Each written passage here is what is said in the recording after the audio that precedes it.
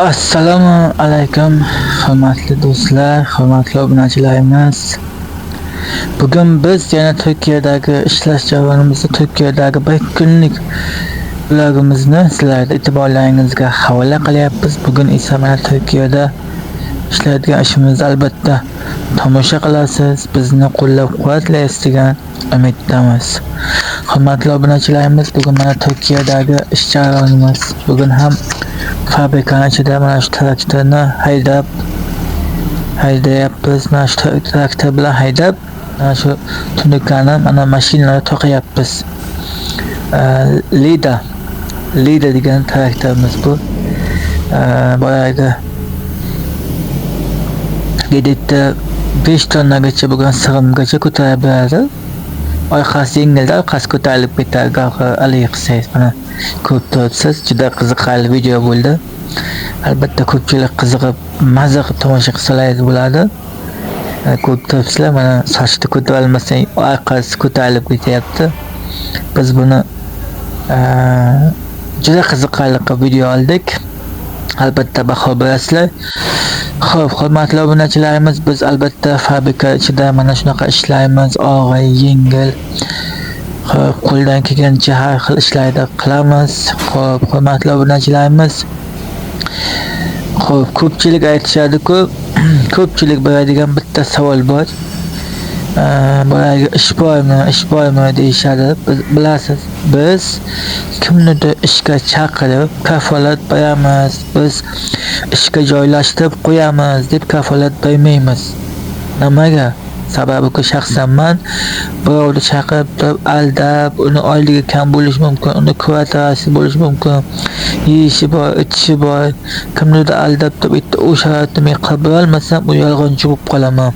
Shuning uchun hurmatli obunachilar, bilasizlar, men yolg'on gapirishni xohlamayman. Birovni ishga joylashtirib qo'yaman degan narsani shaxsan men xohlamayman. Shuning uchun bu odamga taklif qilmayman. Ish bor, ishlar demayman. Xo'p, undan tashqari hurmatli obunachilarimiz, bu ko'pchilik aytishadi, oyliklaringiz qancha? Mana shu fabrikada ishlaymiz. Mana shu fabrikada mana ko'rgansizlar, har doim ishlash jarayonimizda ko'rib turasizlar, bilasizlar. E'tiborlaringizni havola qilaman. Bir kunlik vlogimizda har haftalik bir marta video chiqadi.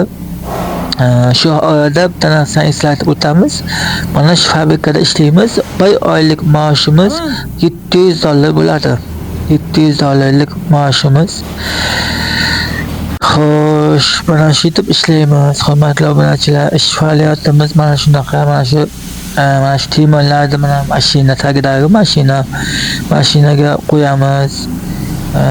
Undan keyin mana katta mashina bor. Katta mashinaga mana shu tunukani ulaymiz. Katta mashina ishlagandan keyin yana nasib bo'lsa keyingi videolarimizda albatta tomosha qilasizlar. Nasib bo'lsa buni ham chiqarishini, yana qanaqa ishlarini albatta tomosha qilasizlar, xudo xohlasa keyingi videolarimizda. Hurmatli obunachilar, mana shu fabrikani ichida mana shu soch taqamiz. Mana shu tunuka deydi, turkchada soch deyishadi. Taqamiz. Undan keyin mana shu ochamiz. Ochilgandan keyin katta tunuka. U tomonda yuqorida mashina bor. Mashinaga ulaymiz. Mashinadan mana shu turli xildagi kanal deymiz. Mana shu turbuchak havolandimi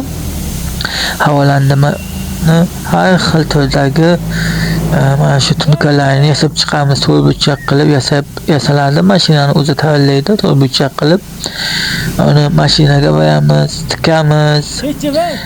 Boyagi germetika qilamiz. O'zbekchasiga olganda germetika deyishadi. Germetika qilamiz va hokazoda. Mana shunaqa ishlaymiz, har xil. Og'ir ham bor, yengil ham bor. Endi bilasiz, musofirda ishda og'ir, bu yengil deyish bo'lmaydi. Xo'p, hurmatli obunachilar, barchangizga yaxshi kayfiyat tilagan holda bugungi videomizda ham sizlarning e'tiborlaringizga havola qilyapmiz.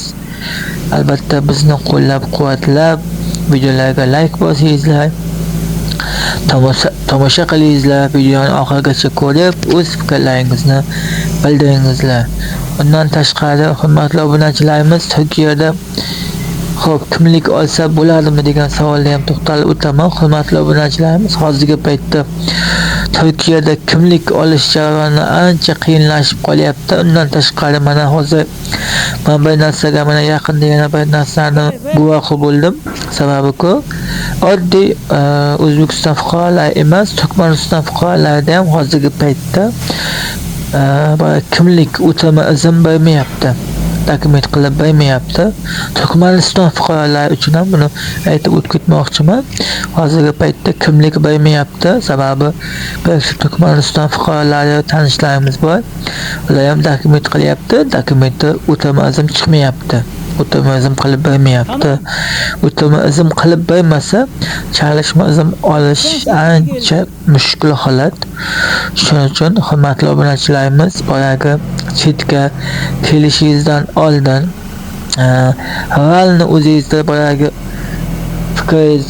fikringizga guvoh bo'lib, albatta dokumentlarni qilishda ilojini bo'lsa, keyin kelishingizni maslahat bergan bo'lar edim. Hurmatli obunachilar, bu yoqqa kelib dokument qila olmasdan qiynalib qolsangiz, bu ham yaxshi emas. Shuning uchun hurmatli obunachilar, sizlardan bitta iltimosim ham shu. Turkiyada kelib ishlayman deysizmi, dokumentingizni joyiga qilib, ish joyingizni aniq qilib kelsangiz, albatta ishlab rizqingizni tersangiz bo'ladi. Hozirgi paytda mana ko'pchilik kelyapti, o'zimizda O'zbekiston fuqarolari ham, Turkmaniston fuqarolari ham. Xo'sh, boyagi o'tama izn olish qiyin. Hurmat, Turkmanistondan ham keladi. Viza bilan kelayotganlar, mana viza bilan keladi. Ularda ham viza bilan kelgan bilan ham bu yerga kelib o'tama iznga olish imkoniyati ancha qiyin. O'tama izn olish masalasi hozirgi paytda dolzarb masalada. Shuning uchun ham hurmatli obunachilar, hammalaringizni xushyorlikka chaqirgan bo'laydim. O'zbekiston fuqarolariga ham xuddi shunday gaplarimni aytib qolasam, sababi kelib o'tama izn ola olmasangiz, chalishma iznga yopib bo'lmaydi. Shuning uchun hurmatli obunachilar, albatta chetga kelishdan oldin albatta 7 o'lchab bir kes degan maqol bor, eskitdan bilasiz. O'shani inobatga olgan holda albatta keling, ishlang, harakatda bo'ling. Biz esa mana shu Turkiyada ish faoliyatimizni sizlar bilan e'tiborlaringizga havola qilamiz. Ishlarimizni sizlarga ko'rsatib boramiz. Albatta tomosha qilingizlar, o'z fikrlaringizni bildiringizlar.